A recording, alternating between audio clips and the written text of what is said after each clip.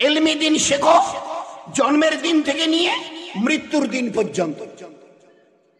There is no any system of age. আমি নবী বয়সের কথা বলতে আসিনি।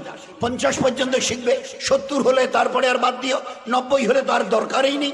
বলছে যতক্ষণ কবরে যাওনি, এত বড় ফরজ যে কবরে যাওয়ার দিন পর্যন্ত। মিনাল মাহাদি মানে বাচ্চা যখন জন্ম নেয়, দাদি নানি যারা ওই ঘরে থাকে, আয়া নার্স যারা থাকে, হাতে করে নিয়ে দোলায়। আল্লাহ রাসূল সাল্লাল্লাহু আলাইহি ওয়াসাল্লাম বলছেন ওই দোলনার দিন থেকে নিয়ে কবরে যাওয়ার দিন পর্যন্ত। এর এজ নামাজের, রোজার, হজ, যাকাতের বলে দেওয়া হয়েছে, কিন্তু ইলমে দ্বীন এত বড় ফরজ যে চিন্তা করা যাবে না। আজ আমাদের বাচ্চাদেরকে আল্লাহ মাফ করুক, শেখানো ফরজ আইন ছিল মা বাপের জন্য, শেখায়নি। এরা ইলমে দ্বীন জানে না। তো ইলমে দ্বীন যদি না জানে, আমালে দ্বীন তো হবেই না।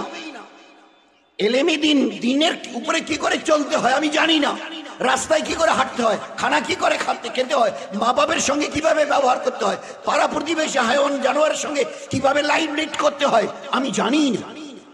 জুতোগুলো কি করে পায়ে দিতে হয়, কি করে জামাটা খুলতে হয়, পরতে হয়।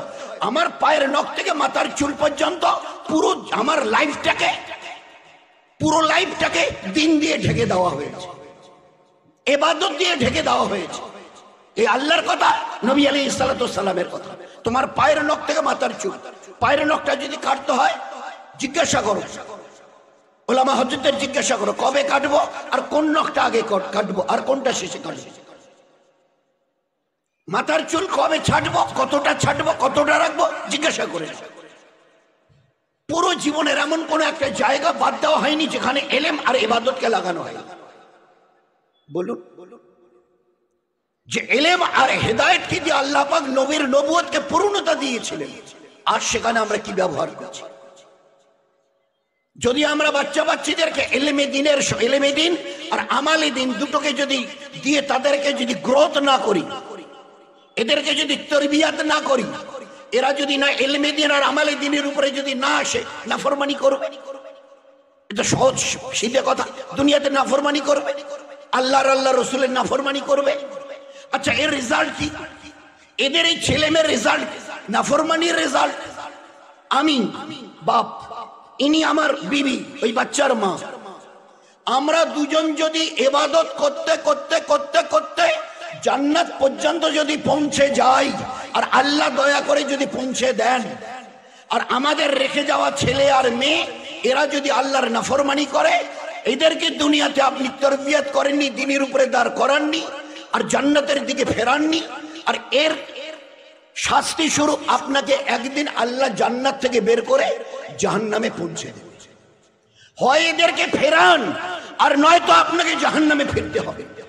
এরা যদি জাহান্নামে তাদের নাফরমানির জন্য যায়, কসম দিয়ে বলছি এরা আপনাদের ছেড়ে যাবে। ভালো করে ট্রাই টু রিমেম্বার ইট। এদেরকে ইলমে দ্বীন আর আমালে দ্বীনের উপরে দাঁড় করাই, জাহান্নাম থেকে ফেরার আর জান্নাতের রাস্তা দেখাই। আজ যদি এর জন্য প্রচেষ্টা না করি, আর এদের যদি নাফরমানির উপরে উচ্ছন্নে যায়, তাহলে মরণের পরে এর জন্য আমাকে আযাব ভোগ করতে হবে। কারণ জানি মাল আর আওলাদ এরা সাদকায়ে জারিয়া। আমার এই ছেলেটা যদি একবার বাড়িতে হোক, রাস্তায় হোক, গাড়িতে হোক বলে সুবহানাল্লাহ, এর নেকি বরাবর নেকি আমি মা বাপ আমরা দুজন পেয়ে যাব। এরা যদি কিছু রং অ্যাক্টিভিটিস, ব্যাড অ্যাক্টিভিটিস, কোনো মন্দ আমল করে, যে পরিমাণে গুনাহ তার হবে, ওই ছেলেটার ওই মেয়েটার সমপরিমাণ গুনাহ আমাদেরকে ভোগ করতে হবে, আর সমপরিমাণ গুনার আযাব আমাদেরকে একদিন মাথায় দিতে হবে। তো পরিষ্কার দিন হচ্ছে এদেরকে ফেরাও, আর না হলে এরা তোমাদেরকে জাহান্নামে ফিরিয়ে নিয়ে যাবে। কত বড় জিম্মেদারি, কত বড় জিম্মেদারি। আজ এর থেকে আমরা হর তবকা, কি পুরুষ কি মেয়ে ছেলে, কে আজকের উপরে আছে? আজকের বাড়িতে গিয়ে বলবেন আম্মি, মা, আচ্ছা তুমি মসজিদে যাও না কেন? বিবি, বোন, এই বেটি মসজিদে যাস না কেন? আমার যখন পড়বি তো মসজিদের মধ্যে জায়গা। মসজিদ আল্লাহর ঘর, শুনিসনি? মসজিদ আল্লাহর ঘর। আল্লাহর নবী বলতেন এটা একটা জান্নাতের টুকরা। যারা মসজিদে আছে তাদের একটা মকবুল হজের সওয়াব দেওয়া হয়, ফেরেশতা তাদেরকে ঘিরে নেয়, মসজিদ তাদের জন্য দোয়া করে। এত পাক, আর আল্লাহর কাছে तमाम দুনিয়ার মধ্যে সবচাইতে দামি জায়গা মসজিদ। চলো আম্মি, বোন, বিবি, বেটি চলো মসজিদে। ওরা কি উত্তর দেবে? তোমরা কোন আক্কেলেই সব কথা বলছো কেন? বলে ওখানে আমাদের মহল্লার পুরুষরা যায়, আর আমরা যদি ওই মসজিদে গিয়ে নামাজের জন্য যাই তো বলো বেপর্দা হব কিনা? এক কথা উত্তর দিয়ে দেবে। আমরা ওখানে এই জন্য যাই না বেপরদিগি হবে, পর্দার খেলাফ হবে। আমরা ওই জন্য ওদের, হ্যাঁ ঠিক বলেছে মা, তুমি বলেছো ঠিক, বিবি বাচ্চা বাচ্চি তোমরা ঠিক বলেছে, হ্যাঁ তোমাদের বেপর্দা হবে। আজ আমরা এদের জন্য মসজিদের দরজা বন্ধ করে দিয়েছে, আল্লাহর ঘরে আসতে পারবে না, তোমাদের শরীয়তে পর্দা খেলাফ হবে। এদের জন্য ঘরের দরজা খুলে বাজারের দরজা খুলে দিয়েছে, বাজারের দরজা খুলে দিয়েছি। বাড়িতে যদি সুই সুতো চা চামচ লাগে এখান থেকে শুরু করো, beginning from here and at the end of gold, diamond, সোনার জিনিস, হীরার কোন নেকলেস বা কিছু, মাঝখানে যা কিছু আছে, হাড়ি বালতি বিছানার চাদর ওগায়রা, সোফা আলমারি ফ্রিজ যা কিছু কিনতে হয়, এক কথায় ওরা এখন জবাব দিচ্ছে মায়েরা, ঘরের মেয়েরা, তোমরা পারবে না, you are totally ignorant about it, তোমরা পারবে না, আমরা যাচ্ছি। মসজিদে আসা বারণ, পর্দার খেলাফ হবে, বাজারের দরজা খুলে দিয়েছে, কোনো গুনাহ হবে না। কোথায় অবস্থা আমাদের, কোথায় কতটা নেমে নেই। আমাকে 10টা এই সাথে আমরা যারা আছি, ইল্লা মাশাআল্লাহ এক্সেপশনাল, কিছু ব্যতিক্রম নিশ্চয়ই কম বেশি থাকবে, শতকরা 11 জনের কথা আলাদা, নয়তো খালি যদি বলি ভাই হাত তুলে একটু দেখান মেহরবানি করে। কি আমি একটা দিনদার লোক, আমার ফ্যামিলিটা মোটামুটি দিনদারের উপরে। হ্যাঁ, আমার বাড়ির সামনে যদি ফেরিওয়ালা সাইকেলে, বাইকে, অটোতে, টোটোতে ওই সব বালতি, গামলা, বিছানার চাদর, প্যান্ট, জামা এগুলো নিয়ে এসে যখন বাইরে বেল বাজায়, আমার ঘরের মেয়েরা আর এখন যায় না। কোথায় দিন থাকবার কথা ছিল আমাদের প্রত্যেকের জীবনে, বাচ্চা, যুবক, যুবতী, বয়স্ক আর বয়স্কা, আর সেখানে কোথায় নিচে চলে গেছে। পুরো গ্রাম 200 ঘর, 10টা বাড়ি দেখান, এই 10টা বাড়ির সামনে কোনো ফেরিওয়ালা গেলে মা বোনেরা বাইরে বেরিয়ে আসে না তাদের পাশে। দোকানি এটা কত চান, ওটা কত চান, এই লোকটা তো গায়ের মহরম, তাকে চোখে দেওয়া জায়েজ আছে, আছে চোখে দেখা জায়েজ আছে, তার সঙ্গে কথা বলা জায়েজ আছে, তার কাছে পায়ে হেঁটে যাওয়া জায়েজ আছে, তার কাছে হাতে হাত দিয়ে জিনিস নেওয়া জায়েজ আছে, তার কথা এই কান দিয়ে শোনা জায়েজ। এ তো সবগুলোতে গুনার তহমত লাগবে, জেনার, সবগুলোতে জেনার তহমত লাগবে। এই উম্মতের থাকার কথা ছিল, কোথায় আছে? কটা মসজিদ আছে আমাদের পুরো বড় মরিচায়, পুরো এই বটতলা এলাকায়, যে প্রত্যেকটা মসজিদের সঙ্গে বাচ্চা বাচ্চিদের ইলমে দ্বীন শেখানোর জন্য মক্তব কায়েম করেছি। বলুন না, চাওয়া কি হয়েছিল? একটা বাচ্চা 2 বছর থেকে নিয়ে উপরে যা আছে যেন ইলমে দ্বীন থেকে না ওয়াকিব না থাকে। এ তো গুনাহ কবিরা হবে যদি না শেখানো হয়, গুনাহ কবিরা, বড় গুনাহ, যে গুনাহ এমনি মামুলি তওবায় মাফ হবে না। আর এরা যদি নাফরমানি করে তো আমাদেরকে এর জন্য আযাব ভোগ করতে হবে। অবস্থা কোথায় দাঁড়িয়েছে? এই জন্যে বাচ্চা বেলা থেকে 1-1.5 বছর থেকে ইলমে দ্বীন, আল্লাহর নবীর হাদিস তো জন্মের দিন থেকে, জন্মের দিন থেকে 2-3 বছর থেকে শুরু করলাম, 7 পর্যন্ত এইভাবে শেখাও। 7 পরে এইবারে 8-এ এসে গেল। যেই 8 বছর হলো, বাপ বলবে বেটা হাত পা ধুয়ে এসে আমার পাশে দাঁড়া, আমি যেমন যেমন করি তুইও। মা বলবে বেটি হাত মুখ ধুয়ে এসে আমার পাশে দাঁড়া, আমি যেমন যেমন করি ওইভাবে কর। 8, 9, 10, 3 বছর হয়ে গেল। এইবারে 10 যখনই এক্সিট করলো, এই বেটা মসজিদ আজান হয়েছে শুনেছো, উজু আছে? বলে নেই। বলে আমি মসজিদে গেলাম, তুই উজু করে চলে আয়। এবার আর আমার পাশে নয়, এবার তোকে নিজের তরফ থেকে, তোর এবার 10 এক্সিট করেছে, উজু আছে? বলে আছে, তুই চলে যা, আমি মসজিদে যাচ্ছি, আমি তোর আব্বু যাচ্ছি। এই বেটি মসজিদে আজান হয়ে গেছে শুনেছিস? হ্যাঁ আম্মু শুনেছি। উজু আছে তোর? হ্যাঁ আম্মু আছে। তোর মুসল্লা কোথায় রেখেছিস? বিছিয়ে। বলে আনলাই, বিছিয়ে এবারে নামাজে দাঁড়াও। 10 বছর পেরিয়ে গেলে এদেরকে এবারে নামাজে দাঁড়িয়ে দাও নিজের নিজের জায়গায়।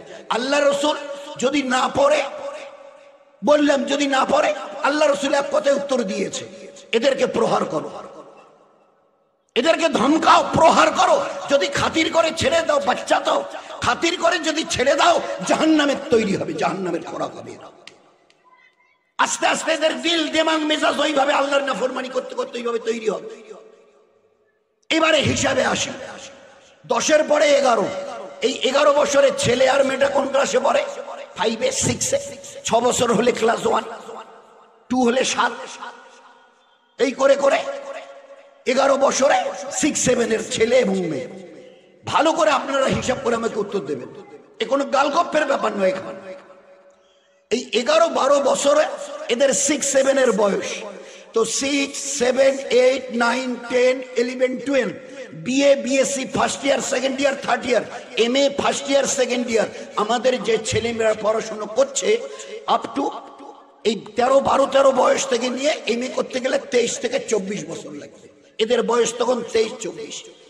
ভালো করে হিসাব করে আমাকে শোনান, আমাদের প্রত্যেকটা মুসলমানের ঘরে এই যে ছেলে এবং মেয়েরা এই 6-7 থেকে নিয়ে বিএ, এমএ ওই পর্যন্ত পড়ছে, যদি বলি এদের শতকরা 10 জন নামাজে আছে, কি বলবেন? হ্যাঁ আছে।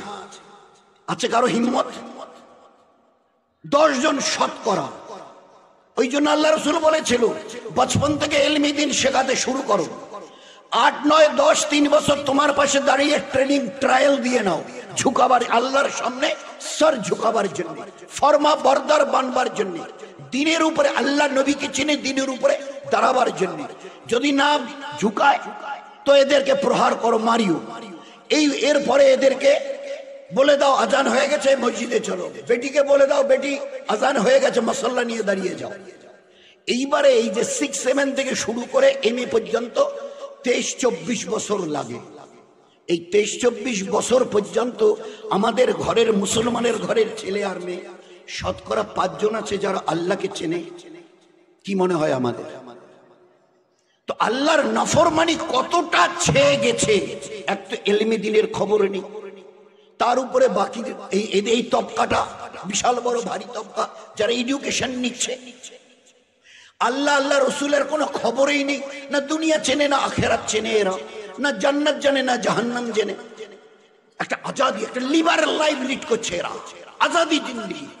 আচ্ছা এবারে 25-26-এর উপরে আসি, কটা মা বোন আজকের আল্লাহর হুকুম আর নবীর সুন্নাত তরিকার উপরে আছে বলে? কটা মা বোন? এদের কাছে ইলমি দ্বীন আছে, ইবাদত আছে, পর্দা আছে, সরাসরিয়ত আছে, বাচ্চাদের তালিম তরবিয়তের ব্যবস্থা আছে। কজন মা বোন আছে আপনার?